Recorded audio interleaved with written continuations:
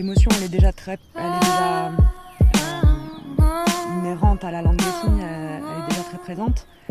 Alors pour moi c'est hyper important parce que je vais utiliser le chant-signe comme un outil de ma petite participation sur le combat collectif des sourds, de leur reconnaissance en tant que personne, en tant que citoyen. Et pour moi c'est un bon outil pour rassembler. Où est l'on met, j'ai rien bu.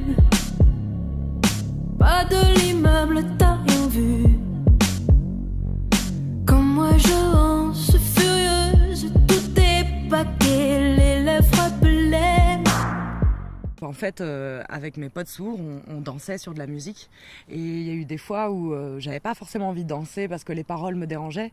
Et comment leur expliquer ? C'est là où je me suis dit, en fait, je vais mettre les mains. C'est-à-dire que les sourds que j'ai rencontrés à cette époque-là m'ont donné la langue des signes. Ils me l'ont apprise, ils ont pris le temps pour moi, pour que je puisse après communiquer avec eux. Et ça a été surtout une envie de partage à ce moment-là.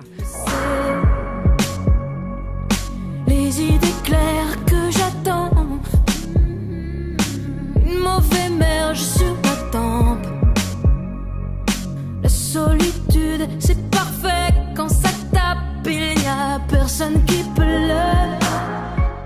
Je vais vouloir dans un premier temps être très précise sur le sens du texte et respecter l'œuvre de l'auteur, bien évidemment. Et aussi la musique, vu que j'entends, j'essaye vraiment d'aller dans tous les petits sons, les petits breaks, les trucs. Sur ça, je vais être hyper précise dans le corps. Et après, je défends quand même cette place de chansonneur comme une place d'artiste,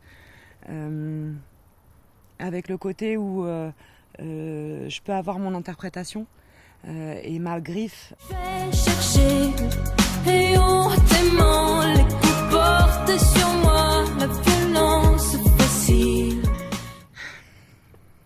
Moi, le message, en tant qu'entendante, il est que c'est possible d'apprendre la langue des signes. En tant qu'entendante, il est aussi que c'est possible de respecter les sourds et leur culture. Et que le pont, il est possible entre sourds et entendants, ouais.